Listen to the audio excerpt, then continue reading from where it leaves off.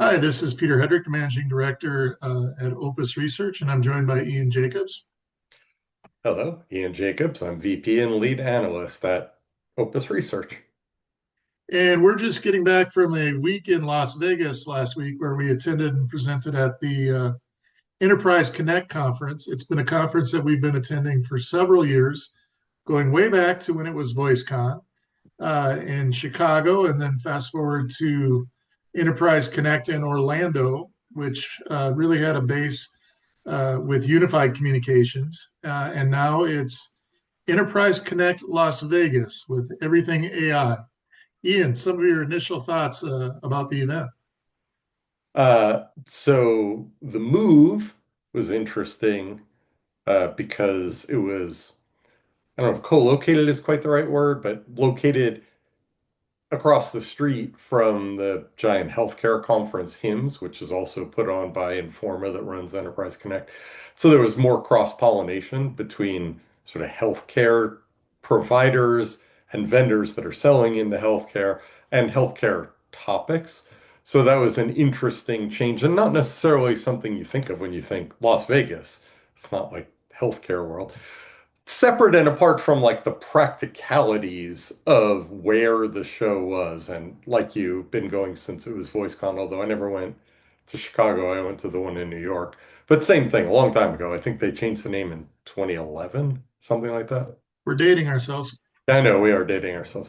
Anyway, the big things at the show, one of the things that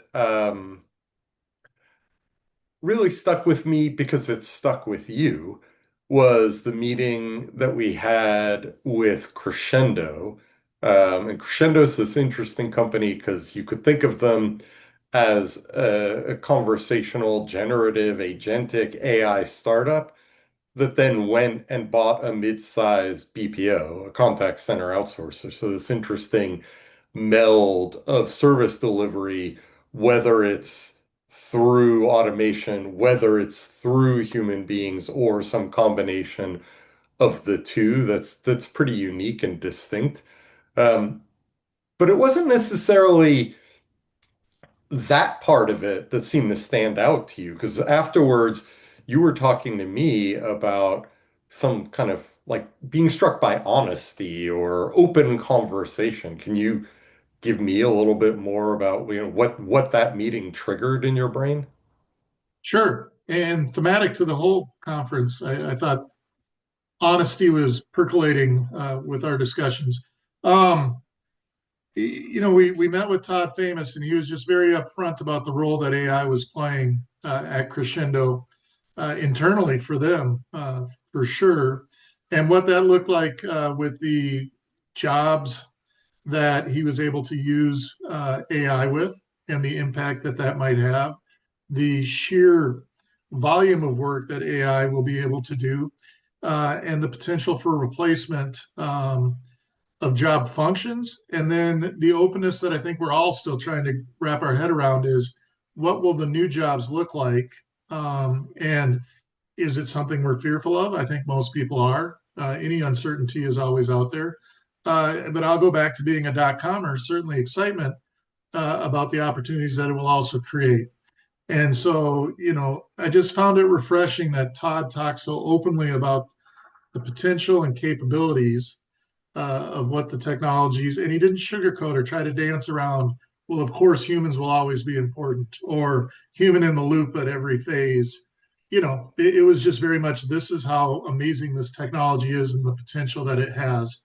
And I appreciated that tone. That said, he also talked about the reticence or even maybe unwillingness of their customers to completely replace sort of tier two, L2 type agent work today, even though he very firmly believes that the technology is capable of doing so today.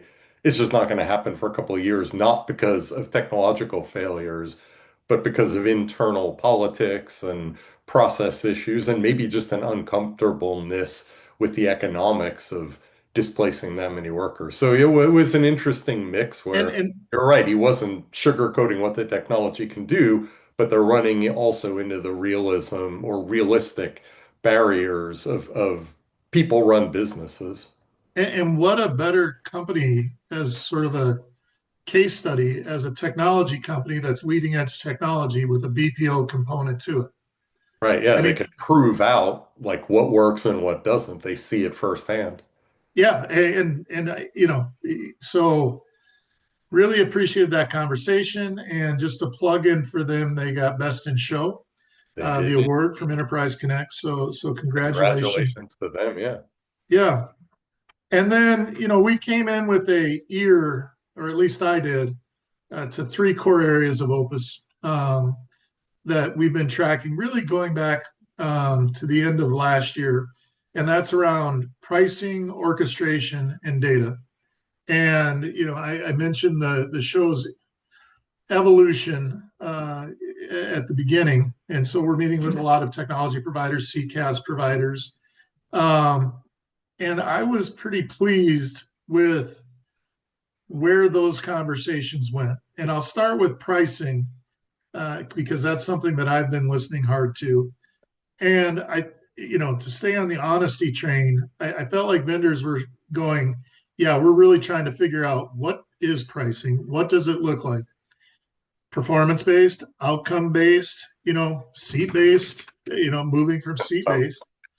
And then just start sort of the hard costs associated with this orchestration, agentic orchestration that's going on, and how they're going to be able to convey that value to their customers. And it was nice for me. I sat with a attendee who was C-level from a financial institution, and he expressed his desires when talking to vendors and looking at vendors, that they're ahead of where he is, and he knows that as an organization, the vendors are, from a technology standpoint, way ahead, as he would have said. So he's really looking for the assurance of a company that can sit and walk him through some of these things. And the pricing discussion, he will go with for like 6 months to a year, but he wants to know at the end of that phase that they then have something firm that they can build on. And so that was, really interesting to me. I don't know your thoughts on that. well, I think he'll be disappointed if he expects all of the pricing questions to shake out in 6 months. Because what we heard consistently was, well, it wasn't even a it wasn't even a sound. It was more of a gesture. It was Yeah, like a big shrug. Like, we don't know. We know that we don't know. To your point about honesty, like we had very frank conversations where vendors were saying, here's where we are in pricing. It works for a lot of customers, but as things progress, that may not be the model that we're going to stick with. And one of the things that struck me was that we're talking about fairly different models of using AI, right? There's the people plus AI, like the crescendo model. There's the AI automation, there's AI internal use, agent augmentation, using it for automated quality management and so on, right? All of those kinds of things. Those may be different models eventually. What I'm saying is, I don't think we're going to come and settle on a single winning model here. I think there are going to be multiple models. But as you said to me several times during the show, doesn't seem like the old button seat-based agent license model is going to be long for the world in that mix, right? All of the other models that we talked about, outcomes, consumption, and so on, are gaining more traction there, which makes sense because in some ways, like, how do you charge for an agent equivalent when it's completely human agent equivalent when it's automation? Like, that's it, the math doesn't math, as they say. So yeah, there were a lot of interesting questions, but the upshot was nobody was like had zealous certainty that they were right about what their pricing model was or what it was going to be 18 months, 24 months from now. yeah. And I just thought it was nice to hear people say, "This is moving fast. We're figuring this out," and and that gets into orchestration. Um, what is the pricing of orchestration? How does that? I mean, Salesforce made the announcement surrounding their agent force work unit. What is an agent force work unit? Ties into orchestration. Um, and so this, and we talked to Genesis about this a little bit as well, and their view on large action models, which ties into our view of the control plane and what you do with all of these agents and how that. So, what did you think overall with the orchestration conversation? Well, we heard multiple different definitions of orchestration, or at least angles that people were looking at orchestration, right? As you're talking about or hinting at, we have our notion of the AI agent control plane, and the control plane really makes sense in a world of agent sprawl where brands have multiple agents that they need to manage. Typically, we're thinking about agents from multiple different vendors, but the problem could even be, you're all in on Salesforce and everything is an agent force agent or, whatever. You got a lot of them, they've got to work together to drive the outcomes you're trying to achieve, whether those are good customer experiences, increased upsell, increased early part of the funnel and lead generation, whatever it is you're trying to get them to work together to do. So there was that idea of orchestration, but we also heard some of the ideas that like we work with multiple different vendors and we need all of the agents that we're going to have from them to work together. And then I had one conversation that lit up my heart with an enterprise that was saying, well, our customers use our services as part of a broader thing they're trying to do. Something that I think of as an ecosystem of value, right? I'm going to have a good business trip. That's my goal. But that requires United and, in this case, the Link Hotel and Uber and whoever else to work together, or could conceivably require them to work together to deliver my desired outcome. And so there's orchestration within your ecosystem of brands that, you as a consumer are reliant upon. So first of all, we don't have a clear idea of what orchestration even is because there's all of these different ways that people are thinking about what they need to orchestrate. But I think what was most interesting to me goes back to what we were just talking about, which is nobody's really clear on how to price that. Because if orchestration includes some identity layer, some authentication and identification that would work across all of your various different agents from multiple different vendors, does that get baked into the pricing of your CCaaS if you're using the CCaaS version of that? If you're using a third party, how do you bake that in, right? It's an end-to-end problem. There's so many different possible components in orchestration that, at least for now, brands don't know what they're going to be paying for. Not how much, but like even what components they would be paying for. Yeah. And then they'd have to worry about how much each of those components are. So in a weird way, it goes back to what we were talking about. Like it was I mean, I'm making it sound like people were throwing up their hands, but it was more, as you were saying, things are moving so fast. We're just trying to grapple with what we can do today. And we recognize that 3 months from now, some other thing is going to come up, right? One of the topics that came up at the show, and you probably heard about it a bunch, was like the personal agent idea that obviously Opus has been talking about for a long time, but has come to the fore in the news with the claw, right? The claw, Notebook. Yeah. open claw, and right. So that was not on anybody's dance card 6 months ago. I mean, it was on ours because we've been talking about it for years, but from a vendor perspective, we weren't hearing about it, and now we are. So again, the pace of change, like that's going to drive orchestration needs, but not necessarily clarity for any near-term perspective, from any near-term perspective. So I'm going to transition quick to third topic that we've been focused on, and that's data. And Opus has had a perspective that the enterprise control of the data is ultimately important and treated as an asset. And as I bring up data, it's like the story of the conference. Here's Salesforce, and we're here, and we're also a CCAS. So thoughts on that?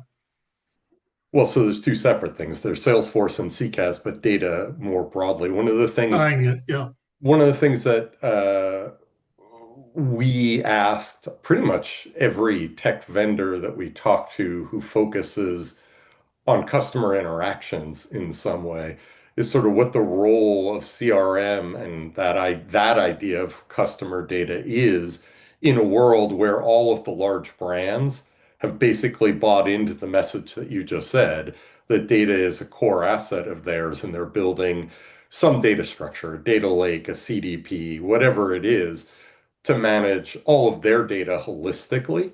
And now, whatever you're doing, whether you're the CCaaS provider, you're the CRM provider, you're the ITSM provider, you got to tap into that central core of data. So that became kind of a big topic. And there was a lot of a newfound spirit of openness, I'll say, from a lot of the CCaaS providers. And maybe less so from Salesforce. These brands that had tried to control some of that data and use it as an asset for themselves. Now there's more of a recognition that it's the brand's data, you need to tap into it and work with it. Separately, I do think you're right that it's kind of the core of the argument of why Salesforce has a right to be a strong CCaaS provider, like a right to win business from customers. Not only are they saying there's no integration required between CRM and CCaaS because it's one thing, but also it's operating off of one form of data, right? All of the data is the data. And you don't need to think about extracting it, transforming it, reloading it somewhere else, and then streaming it into a data lake, right? Like it's all the same data. And yeah, you're probably also still streaming it to a data lake, but you're only doing that once rather than trying to marry the two forms of data. That's obviously not the only advantage that they're touting, but it is one that makes me think in some ways a lot of the wannabe competition, not wannabe competition, the competition that they want to have, we're being overly dismissive of them because that story is going to resonate.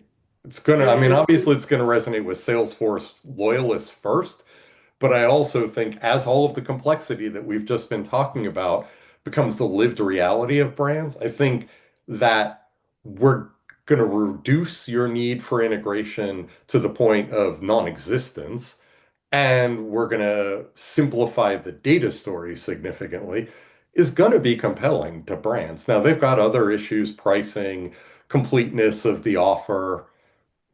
They're brand new. Give them some time to let those things shake out and fill out the tech stack. But I think they're here to stay. I think they've got the investment in it.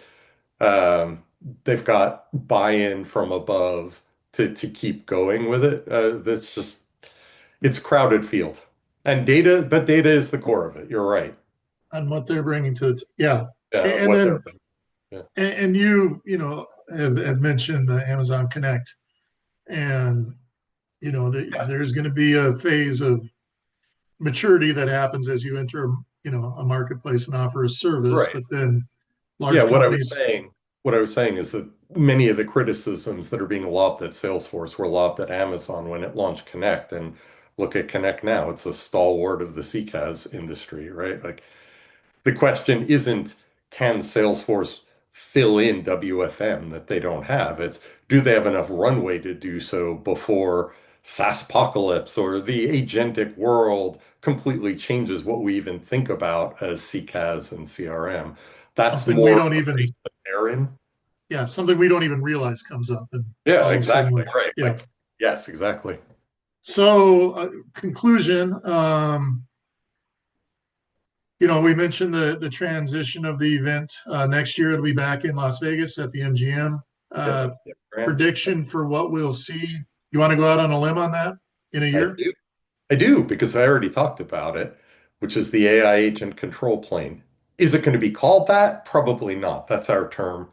Whatever. I don't expect everybody to adopt it. But this idea that brands are going to have to deal with agentic sprawl, One of our colleagues was at Nice Cognigy's event in Munich at the same time as we were in Vegas. And one of the things he heard was these large enterprises, very large enterprises, living in agentic reality. It's not like a plan, a roadmap. Like they really are already doing it. What happens when it's not just that elite group of leaders who are going there, but it becomes more broadly adopted? Agent sprawl happens, and the need to manage that and what that's going to look like. I think that's going to be a hot topic next year. And I would just say what I think a year from now is, you know, agentic within the CX space is where we've been focused and what we've been talking about. But AI is being deployed across the enterprise. And, so we deal with our specific area of the enterprise. And I think in the next year, you're just going to see these different parts of the enterprise really get knitted together. And that's going to be extremely interesting as you're able to apply that knowledge, sophistication from various aspects, and it becomes less focused on the just the CX space, and you can leverage the intelligence of the entire organization. So wrapping it up, and I'm going to tie this back. I'll go first. I walked around the Bellagio looking for a restaurant to eat, and several of the restaurants had their menu with no pricing. Apropos of what we've been talking about, I knew what I was getting. I just didn't have a clue what I was getting myself into. But favorite food from the trip. So I'm going to cheat and say not a food, but a beverage. Um, there's, Oh, there's a brew pub that I love in Las Vegas called Able Baker. And when you get flights of beer, they give you a little rubber duck, with funny rubber ducks. So I went and had a flight of stouts and got my sixth or seventh rubber duck from Able Baker. It's in the Arts District. something you can take home with you. That's good. I will say my favorite, the Circa Casino in downtown Las Vegas, is, in my opinion, the best sports book. So I watched a few basketball games there, and they have a really nice deli inside. And so it was the pastrami deli sandwich with fresh made potato chips and a lemonade and a perfect Russian dressing that goes on top of it. So Is the restaurant in the sports book, or is it just like you got a sandwich and it's brought it just over? right across the it's just right across the hall. Interesting. Cool. Well, and that's our wrap from the event. We're looking forward to next year. We want to thank the Enterprise Connect team for inviting us to participate, and for all of the people that we met there. We enjoyed it. Yep. Thanks, everyone. Thank you.